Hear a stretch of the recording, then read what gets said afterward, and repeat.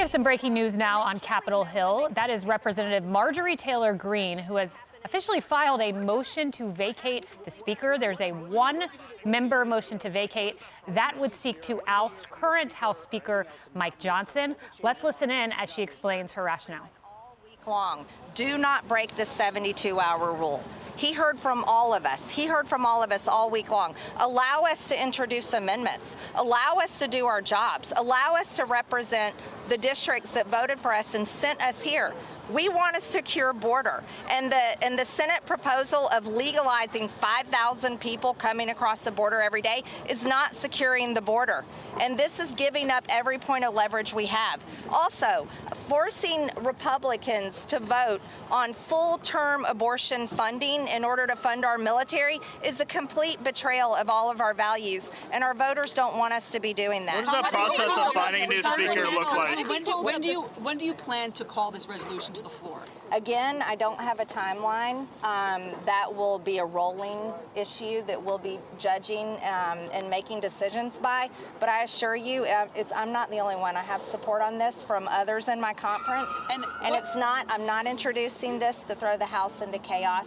Committees will continue doing their work. Investigations will continue. I support my conference. Again, I have paid all of my dues to the NRCC and then some. I support Republicans holding the majority next conference, but we need a Speaker of the House that knows how to negotiate, knows how to walk in the room, knows how to hold the line, and knows how to defend America first and the values and the policies that President Trump will bring to the next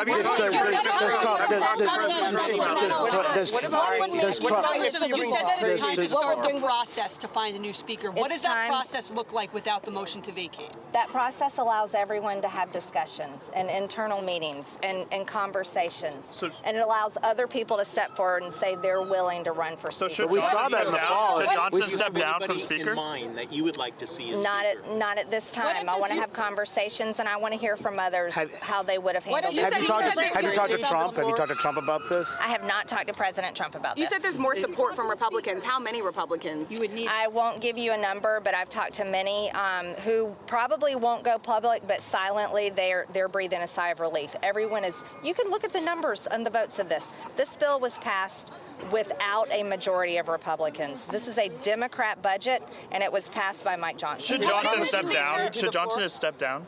That'd be a choice that he would have to make, but we're going to have to find a new Speaker. We saw what happened in the fall. We saw one Speaker candidate after another fall short of getting the votes necessary. Even narrower now. You can't. I mean, how could you possibly even find someone to succeed Mike Johnson who could get the votes, keep this conference together, and not plunge this chamber into chaos? We're going to have to do it because the country is in crisis. We have a border invasion that's happening every single day. We have Americans under the age of 30, for the first time it's showing in all types of polling, have lost hope for their future.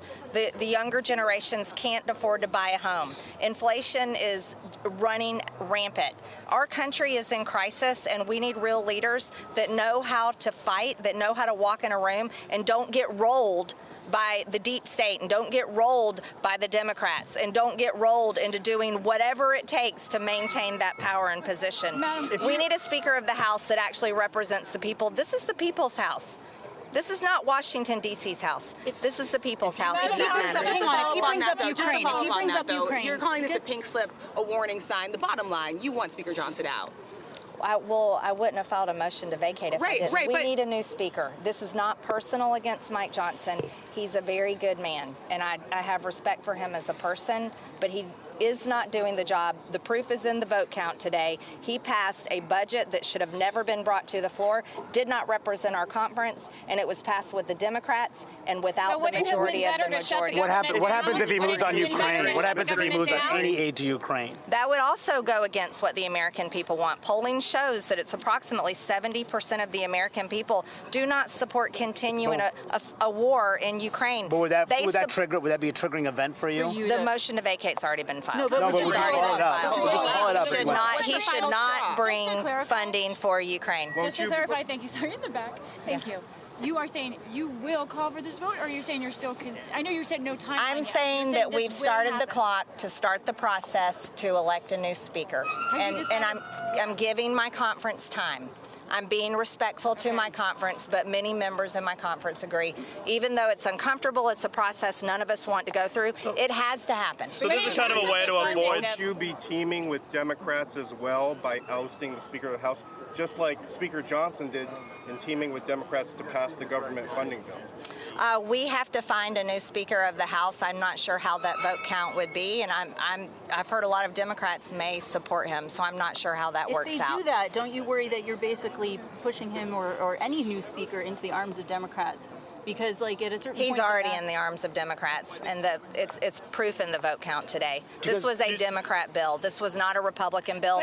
We weren't allowed to introduce amendments. We weren't allowed to have a say. We weren't even given the respect of the 72-hour rule to read 1,012 pages. So you think it would be better to shut the government down then? I mean, you were up against the clock. Would it have been better to shut the government down? It would have been better back in October when he became Speaker to have actually worked on appropriation bills, stayed with single appropriation bills, and done what all of us had set out to do. Could you guys bring McCarthy back? Could you bring McCarthy back? Do you think there would be the votes for that? I mean, technically, he doesn't have to be a member. I mean, is that? I know you support him, so I'm just wondering. Do you really think that there's someone who can get 218 votes to become Speaker of the House?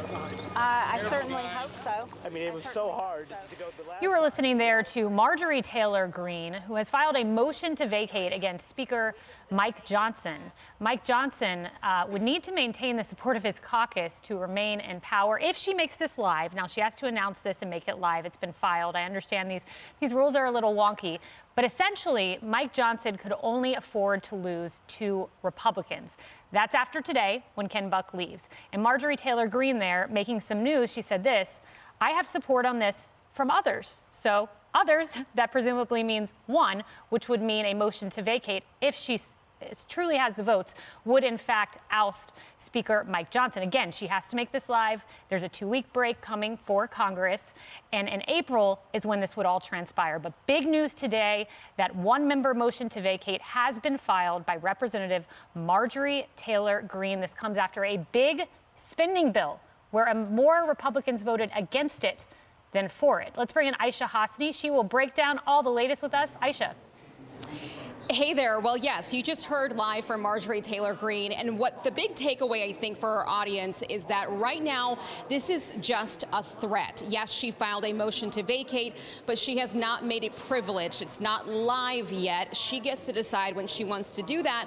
If it does go live, then the House would be forced to take this up in a matter of 2 legislative days. That wouldn't happen until they come back from their Easter break in the next 2 weeks. So right now, nothing's happening yet. She's obviously left the building, and so she's not making the motion privileged just yet. I will say she was the only one who was threatening a motion to vacate leading up to this bill vote. I asked several members of the House Freedom Caucus, including the chairman, Bob Good, about it yesterday and today, and everyone was sort of waving me off of it, saying that they don't want to send the House into chaos. Now, what MTG is doing, as she's explaining here, is that she's giving her conference time to sort of look for a new leader. They are at least some of the conservatives in the House Freedom Caucus are very frustrated with how Mike Johnson is going about things, working with Democrats, reaching across the aisle to get big spending bills like this pushed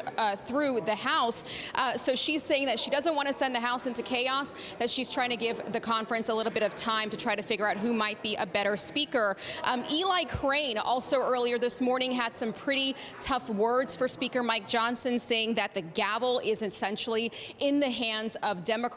Now, Bob Good, again, the chairman of the House Freedom Caucus, it sounds like no one was really aware that this was going to happen this morning. He told our cameras right as it was happening that he said, I don't know anybody who cares about what Marjorie Taylor Greene says. That's from Bob Good. So she's going to get a little bit of pushback from her own caucus on this. But again, we're just waiting to see if she actually will make this privilege. And then we go right back to last fall, where this conference has to look for a new speaker. Wow, unbelievable. It would be unprecedented to have 2 House speakers ousted by their own caucus. Thank you very much, Aishah. Well, you're watching Outnumbered. I'm Kayleigh McEnany, and it is Friday, a crazy news Friday, we should say, with my co-host Emily Compagno. Also joining us, Fox & Friends co-host Carly Shimkus, former State Department spokesperson under President Obama and Fox News contributor Marie Harf, and former NFL player and co-founder of Mission.com, Chris Valletta.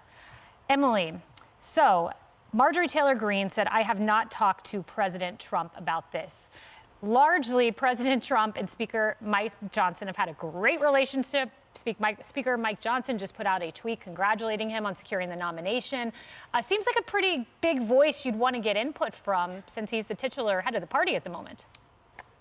I feel we are seeing yet another tantrum by a tiny faction of that conference that is disrupting the entire machine that we just exhaustively waited for to get back on track. And here we are again, watching someone steal the time, steal the audio, steal the limelight, steal the attention. She says we should have our attention on the illegals streaming across the border, on a million other things. No, our attention was on you while you gave a presser. I'm sick and tired of it. As a Republican, as an American citizen, I want them to get to work. I love Speaker Johnson. Who would be better than him, MTG?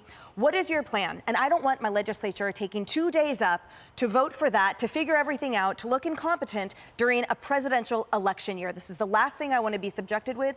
This is, it's frankly, at a minimum, it's disappointing. There's a great irony here, Carly. As I'm listening to Marjorie Taylor Greene, I hear her say, there's a video that everyone is focused on. That video is of illegal immigrants rushing our border. It is a video about 6 minutes ago we were set to play. It is a video that you're not seeing right now because instead we are talking about Marjorie Taylor Greene. It raises the question, she didn't make this live, so nothing happens for 2 weeks. Is this a fundraising exercise so you can go back to your district for 2 weeks and fundraise off of it? What's the motive here? I get you're not in her head, but what's the motive? Yeah, well, I think the motive in part could be, this reminds me a lot of this scrum of media around Marjorie Taylor Greene. It reminds me of a lot of what happened with Matt Gaetz when he did this to Kevin McCarthy. You become the most powerful person in Washington during that period of time. So that could be a part of her motive. Another part of the motive might also be because she doesn't like the spending bill, and that's what she'll say when she gets booked on conservative shows to talk about this. Mike Johnson is not, what did she say, an arm of the Democratic Party in terms of policy. He is a strong conservative. I think what's happening with him, I think anybody who becomes House Speaker, it's a very big challenge, especially when you're dealing with such a slim majority, and he wanted to avoid a government shutdown. And now look at what's happening as a result. Marie, and you're probably thrilled because we were set to talk about what I would argue are the disastrous Biden border policies. Speaker Mike Johnson, do you guys claim him in the Democratic Party as was asserted by Marjorie Taylor Greene? Well, we certainly do not. Thank you for making that point. But he has acted in a responsible manner as Speaker. He's trying to keep the government open with this spending bill. He's trying to get conservative Republican priorities into it when you have a divided government where Democrats control the White House and the Senate. So he is doing his job. I don't agree with many of those priorities, but he is doing his job. And you know who else is so frustrated with this chaos in the Republican caucus is voters and the American people. And they have to go to voters in not that many months and say, let us keep control of the House of Representatives. And they have to make a case for what they will do with that power. And all they have to talk about right now is potential government shutdowns. It's not getting anything done because they keep kicking their speaker out. They are a caucus in chaos. And the majority is very slim. Democrats overperformed in the midterms. Republicans only won the House by a few votes. And right now, sitting here, this is more Republican chaos. That is a terrible message for government and the American people. And if there's a 2-seat majority, you raise the prospect of a potential Speaker Hakeem Jeffries, which I don't think is the intended outcome for Marjorie Taylor Greene or anyone in the Republican Party, but we will see. Hey everyone, I'm Emily Compagno. Catch me and my co-hosts Harris Faulkner and Kayleigh McEnany on Outnumbered every weekday at 12 p.m. Eastern, or set your DVR. Also, don't forget to subscribe to the Fox News YouTube page for daily highlights.